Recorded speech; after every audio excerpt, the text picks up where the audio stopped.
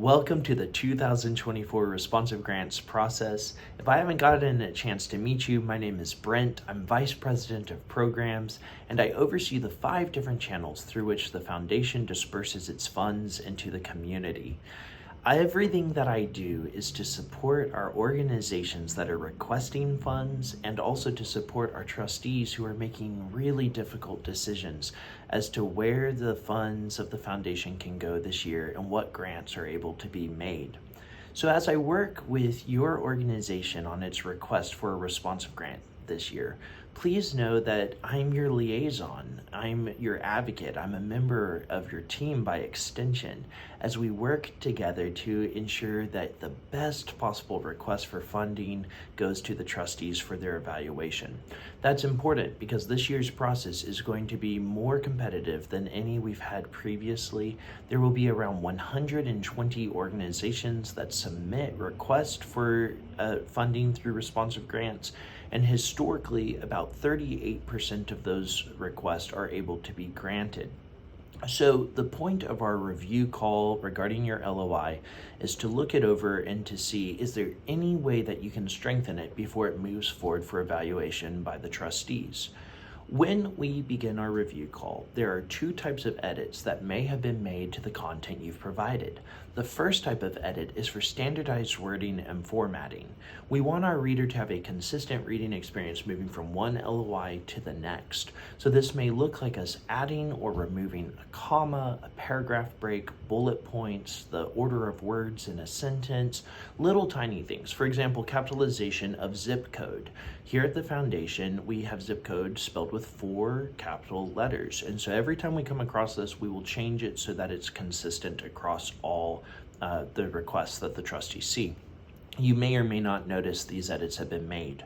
The second type of edit, though, is very noticeable. These are editorial marks. They look like brackets with a number in front of them, and they are meant to grab our attention for purposes of our discussion and to say, hey, we need to talk about this. Hey, there's some work that needs to be done here.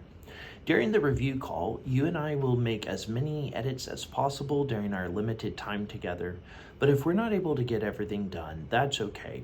We will revert your LOI back to draft status. It will look like you have not submitted it to the foundation, and we'll give you a period of time for you to go in to make those revisions, to make those edits, and then you can send it back to us. Also during the call, I will be referring to notes that have been prepared regarding your LOI. Some of those notes have been prepared by me personally.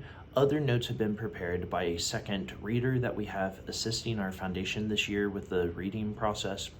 So as we go through the call, I may be editing or tweaking those notes, but at the end of the call, I will send you the email so you have a copy of the notes I was looking at while we talked regarding your LOI.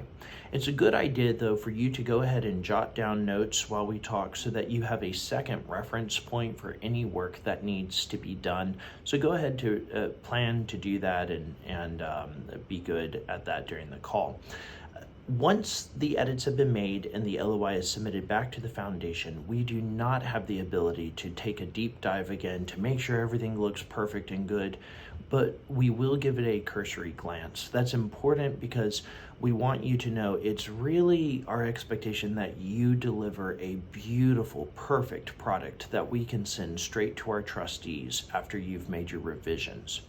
The trustees will spend 1 month reviewing the LOIs that are presented to them and evaluating them. At the end of April, we will give you an update with one of 3 decisions that have been made regarding your LOI.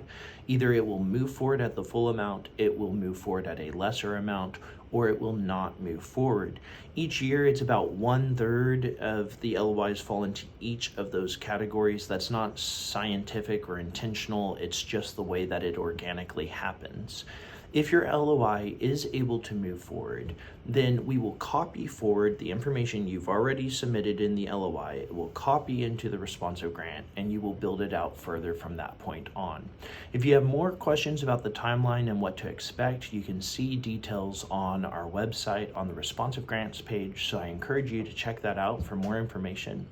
But as we move forward, just know we are doing everything we possibly can to support you all to ensure that your best case is made and that you have the greatest chance to receive funding this year. I can't wait to work with you. Thanks so much.